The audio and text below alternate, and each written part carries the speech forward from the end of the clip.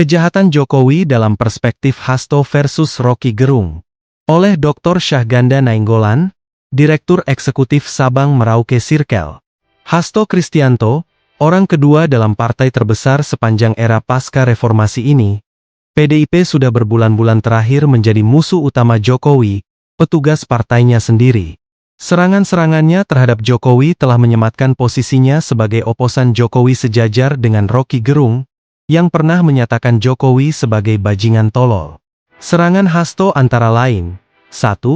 Mengembuskan isu Jokowi memaksa PDIP diserahkan padanya dari tangan Bu Mega. 2. Gibran sekelas dengan sopir truk yang menabrak banyak orang di kejadian GT Halim beberapa hari lalu. 3. Pengangkatan KSAU baru adalah karena KKN istri Jokowi. 4. Pengangkatan pejabat-pejabat syarat koncoisme Solo, termasuk promosi Sespri istri Jokowi untuk Cawalkot Bogor. 5. Hilaf mendukung Gibran jadi wali kota Solo. 6. Gibran membohongi Megawati pada Agustus 2023 bilang tidak maju cawapres. 7. Jokowi ternyata membangun Indonesia dengan utang besar-besaran yang akan membawa dampak negatif bagi Indonesia ke depan. Banyak lagi serangan Hasto kepada Jokowi dan keluarganya. Melihat kualitas tuduhan itu, Hasto telah menempatkan Jokowi sebagai penjahat di negara ini. Kejahatan tersebut berkaitan dengan hancurnya demokrasi, penyalahgunaan kekuasaan untuk kepentingan keluarga, melanggar konstitusi, memenjarakan ulama dan aktivis, menyuburkan korupsi di Indonesia, bahkan dengan skala triliunan, dan membuat oligarki merajalela merampas tambang-tambang dan sumber daya alam kita. Hasto menyejajarkan Jokowi dengan Soeharto, yang ditumbangkan rakyat pada tahun 1998 lalu. Menariknya, Hasto pada saat bersamaan mengatakan bahwa tidak ada problem antara Megawati dan Prabowo Subianto, pemenang Pilpres versi KPU. Hal ini menunjukkan fokus Hasto hanya menyerang Jokowi dan keluarganya saja. Sebelum Hasto, penyematan Jokowi sebagai penjahat dilakukan oleh Rocky Gerung. Dalam pidatonya di hadapan pimpinan Serikat Buruh KSPSI, pimpinan Jumhur Hidayat, beberapa bulan sebelum pemilu lalu, Rocky mengatakan bahwa Jokowi tidak memikirkan keselamatan bangsa. Cawe-cawe Jokowi yang marak saat itu, hanyalah bukti bahwa Jokowi sibuk dengan upayanya sendiri, untuk kepentingan sendiri. Buruh yang marah karena ditindas melalui Undang-Undang Omnibus Law Cipta Kerja, menurut Rocky harus turun ke jalan, memacetkan jalan-jalan memberontak. Jokowi adalah bajingan tolol, kata Rocky. Meskipun banyak orang-orang yang mengkritik atau bahkan menghina Jokowi, terutama dari kalangan aktivis Koalisi Aksi Menyelamatkan Indonesia atau KAMI, sepanjang Jokowi berkuasa, namun hanya Hasto dan Rocky lah yang melakukan suatu kecaman level tertinggi. Meski Hasto dan Rocky melakukan serangan dahsyat atas Jokowi, namun keduanya mempunyai perspektif yang berbeda. Pertama, Hasto melakukan serangan terhadap Jokowi karena adanya pengkhianatan Jokowi terhadap partai PDIP.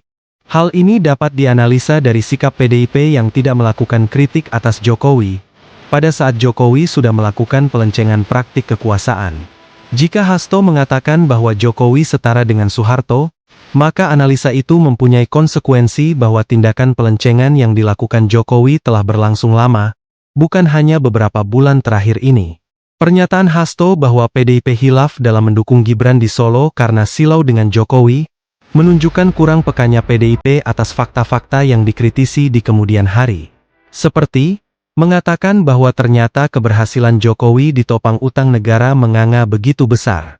Begitu pula ketika Hasto menunjukkan praktik-praktik solonisasi pejabat negara, seperti pengangkatan KSAU, seolah-olah hal baru. Padahal Hasto tahu itu aroma KKN yang sudah berlangsung lama.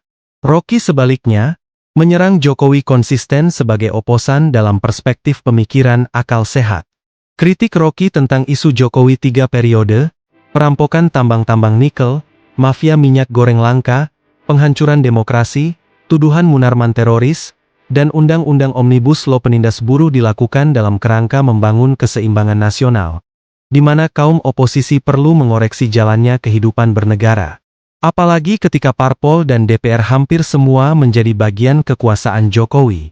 Dalam kasus Munarman yang dituduh teroris, Rocky misalnya, mengetengahkan bahwa diskusi khilafah bukanlah teroris.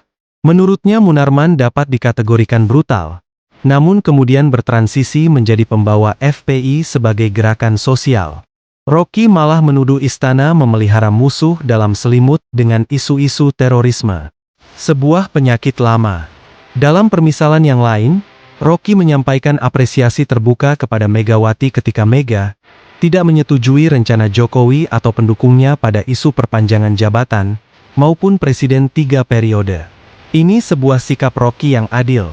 Padahal diketahui bahwa saat itu PDIP sejatinya tulang punggung kekuasaan Jokowi. Perbedaan perspektif antara Hasto dan Rocky berimplikasi kepada 3 hal sebagai berikut. Pertama, terjadi penguatan tuduhan bahwa Jokowi memang seorang penjahat. Pernyataan Hasto, karena merupakan petinggi partai PDIP, mengkonfirmasi tuduhan-tuduhan selama ini dari kaum oposisi bahwa Jokowi memang melakukan kejahatan terhadap negara, konstitusi dan kelangsungan kehidupan berbangsa. Kedua, semua fitnah dan kekejaman Jokowi terhadap kaum oposisi maupun pengkritiknya, seperti pemenjaraan saya dan kawan-kawan oposisi lainnya, tidak mempunyai landasan kuat.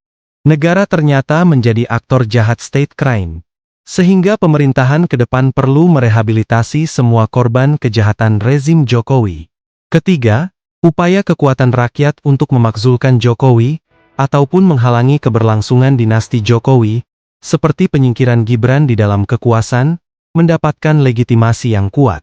Serangan-serangan Hasto kepada Jokowi yang intensif belakangan ini, menjadi penguat bagi rakyat untuk meyakini bahwa Jokowi merupakan penjahat bagi keberlangsungan negara Republik Indonesia.